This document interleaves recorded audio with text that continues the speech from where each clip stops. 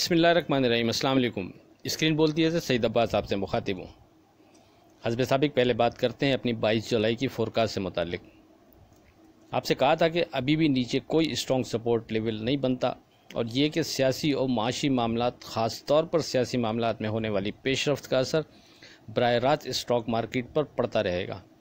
इसीलिए किसी भी जगह पर ओवर कॉन्फिडेंट ना हो और किसी लेवल पर मार्केट अट्रैक्ट करे भी तो छोटे वॉल्यूम के साथ छोटे नफ़े नुकसान में मार्केट से निकलते रहें तो ही बेहतर रहेगा। और ये कि ऊपर आने पर जो शॉर्ट करके ट्रेड करने का रिस्क लेना चाहे वो ये रिस्क ले सकता है। मार्केट ने गिरकर 39,541 का लो बनाया और फिर बढ़कर 40,180 का हाई बनाने के बाद क्लोज 40,140 पर हुई। याद रहे 3:13 पर आपको व्हाट्सएप पर वाज़े बता दिया था कि अगरचे मार्केट 40,000 के ऊपर आ गई है, पर मैं पर्सनल ट्रेड में ऊपर आने पर शॉर्ट करके ट्रेड करना बेहतर समझता हूँ। अगर आप शॉर्ट करके ट्रेड नहीं करना चाहते तो इस स्टेज पर सेफ ट्रेड के लिए आप 40,000 और 40,100 पर फोकस रखें। 40,000 से नीचे मोहतात रवैया बेहतर रहेगा और 40,100 से ऊपर मार्केट को सेफ जोन में कंसीडर कर सकते हैं। आपसे वाज़े कहा था कि पंजाब असम्बली में सीएम से मुतालिक जो इजलास अभी शुरू होने वाला है उसमें बज़ाहिर तो अददी एतबार से परवेज़ इलाही ही सीएम बनता नज़र आ रहा है। अगर तो ऐसा ही होता है तो मार्केट जब ज़मनी इलेक्शन में पीटीआई की वाज़ेह अक्सरियत के बाद नीचे आ गई थी तो अब पीटीआई के हिमायत याफ्ता परवेज़ इलाही के सीएम बनने पर मार्केट का वेलकम करना बनता नहीं। और अगर किसी भी वजह से हमज़ा शहबाज सीएम बरकरार रहता है तो पीटीआई एहतजाजी तहरीक शुरू कर देगी। तो ज़मनी इलेक्शन से पहले तो मैं हमज़ा शहबाज के सीएम रहने को मार्केट के लिए पॉजिटिव देख रहा था, मगर अब के सिनेरियो में हमज़ा शहबाज का सीएम बरकरार रहना भी मार्केट के लिए अच्छा साइन नहीं होगा। मतलब दोनों में से किसी के भी आने पर मैं पर्सनल तहफ़्फ़ुज़ात रखता हूँ और इसीलिए ऊपर आने पर शॉर्ट करके ट्रेड करना बेहतर समझूँगा। ये तमाम गुफ्तगू आपसे व्हाट्सएप पर की थी।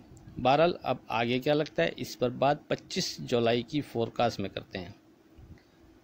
25 जुलाई की अगर बात करें, लेकिन उससे पहले ये चैनल अगर किसी ने सब्सक्राइब अभी तक नहीं किया तो प्लीज़ चैनल को सब्सक्राइब करते जाइएगा और बेल आइकॉन के बटन को प्रेस करते जाइएगा ताकि ये वीडियोस आपको मिलती रहें। बहुत शुक्रिया, बंडल ऑफ थैंक्स। 25 जुलाई की अगर बात करें, लेकिन उससे पहले आपको अपनी पिछली फोरकास्ट का हवाला देता चलूँ, वो इसलिए कि उसका ताल्लुक़ बहरहाल कल यानी 22 जुलाई के इंडेक्स से बनता है। वो इस तरह के 14 दिसंबर 2021 को जब इंडेक्स 43,500 पर ट्रेड कर रहा था, आपसे पहली दफ़ा जिक्र किया था कि मार्केट जिस तरह बिहेव कर रही है तो मार्केट का 39,000 तक चले जाना कोई हैरानगी की बात नहीं होगी। फिर शायद 12 मई 2022 को आपसे एक दफ़ा फिर 39,000 और 40,000 के इंडेक्स का जिक्र किया था।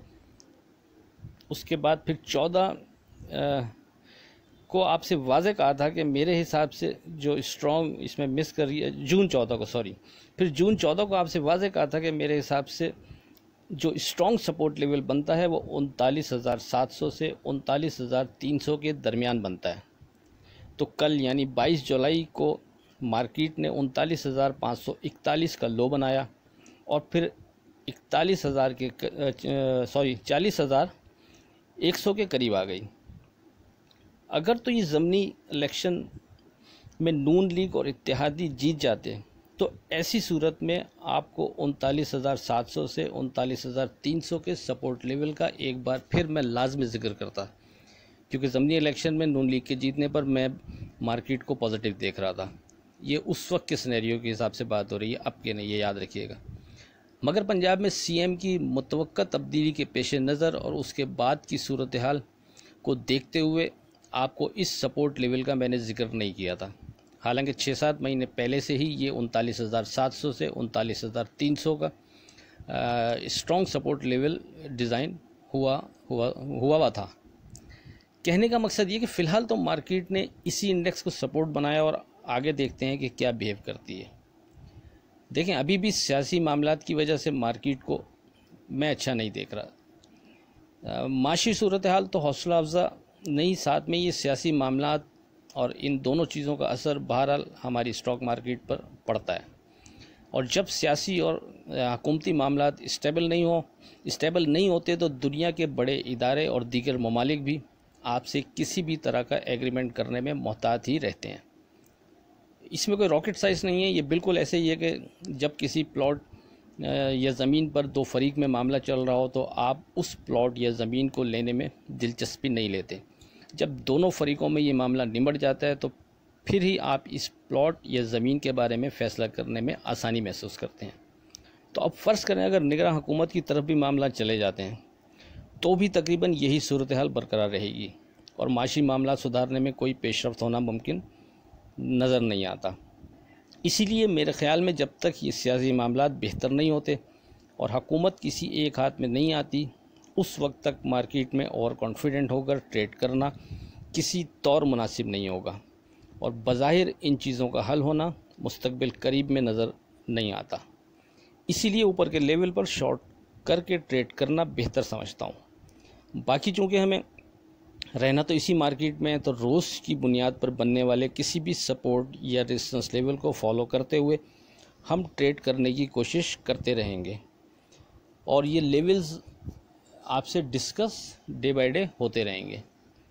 वो तो शुक्र करें कि मार्केट की ट्रेडिंग वाज़ेह शो कर रही है कि माल मजबूत हाथों और मजबूत घरों में पड़ा हुआ है। अगर तो ऐसा नहीं होता तो 40,000 के टूटने और फिर 40,000 की नफसियाती हद के नीचे क्लोजिंग के बाद मार्केट में एक अच्छा प्रेशर और पैनिक सेलिंग आ सकती थी। मगर आपने नोट किया होगा 40,000 के टूटने और फिर इसके नीचे क्लोजिंग के बाद भी मार्केट में ना वॉल्यूम आए ना ही मुतवक्का प्रेशर और पैनिक सेलिंग नज़र आई। हालांकि सामने कोई ऐसी पॉजिटिव खबर नज़र नहीं आ रही थी कि जिसकी बुनियाद पर मार्केट मतलब नीचे जाने से रुक सके। फ़िलहाल मार्केट में यही एक पॉजिटिव चीज़ लगती है कि माल मजबूत हाथों में पड़ा हुआ है। लेकिन याद रखें इसका मतलब कतअन ये नहीं कि हम सब कुछ भूल भाल कर सिर्फ इस एक पॉजिटिव चीज़ के पेश नज़र खुलाकर ट्रेड शुरू कर दें। इसका फ़ायदा बस ये है कि अगर खुदा न खास्ता मार्केट नीचे गिरती भी है तो नीचे के किसी भी लेवल से जब भी कोई पॉजिटिव ख़बर आया करेगी तो मार्केट बड़ी स्पीड में बाउंस बैक किया करेगी। अब इससे जो फ़ायदा उठाना चाहे वो उससे फ़ायदा उठाता रहेगा। बहरहाल सेफ ट्रेड के लिए आप इस स्टेज पर 40,100 और 40,000 पर ही फोकस रखें। 40,100 के ऊपर मार्केट सेफ जोन में कंसीडर होगी और 40,000 के नीचे मोहतात रवैया बेहतर रहेगा।